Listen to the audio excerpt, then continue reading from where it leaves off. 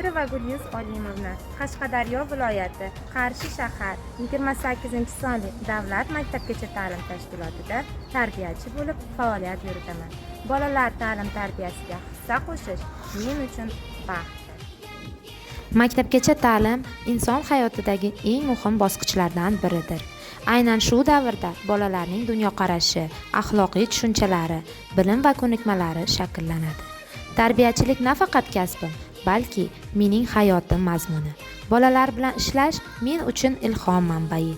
Ularning har kuni yangi narsa o'rganishi, hayotga mehr bilan qarashi menga zavq bag'ishlaydi. Men o'z faoliyatimda innovatsion va interfaol yondashuvlardan foydalanaman. Ushbu usullar orqali bolalarning qiziqishini oshirib, ularning ijodiy fikrlashini rivojlantirishga astoydil harakat qilaman. Men bolalarning qalbiga yorug'lik olib kirib, ularning kelajagini porloq qilishga astoydil harakat qilaman. Bu esa nafaqat bolalar, balki butun jamiyat ravnaqiga xizmat qilishiga ishonaman. Men tarbiyachilik faoliyatimda quyidagi tamoyillarga amal qilaman. Har bir bola o'ziga xos shaxs. Shuning uchun ularning qobiliyatlarini kashf qilish va rivojlantirish men uchun muhim. Qiziqarli ta'lim metodlari orqali bolalarni harakatlantirish, mantiqiy fikrlashga o'rgatish va ijodiy tafakkurini rivojlantirish muhim.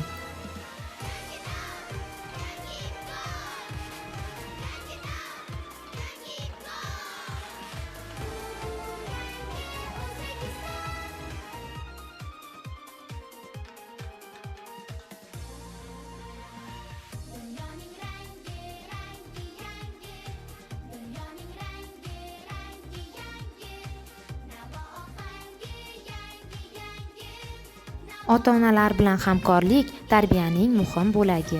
Shu sababli men doimiy ravishda ota-onalar bilan uchrashuvlar tashkil etaman. Dam olish kunlarida ham bog'chaga kelishda intizor bilan qolamiz. Rahmat, juda ham yaxshi tarbiyachi. Biz oilaviy u kishidan xursandmiz. Bolalarimni juda yaxshi ko'radi.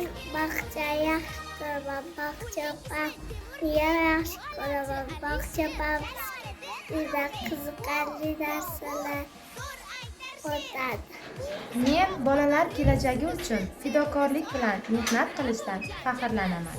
Zero ularning kelajagi bugungi tarbiyadan boshlanadi.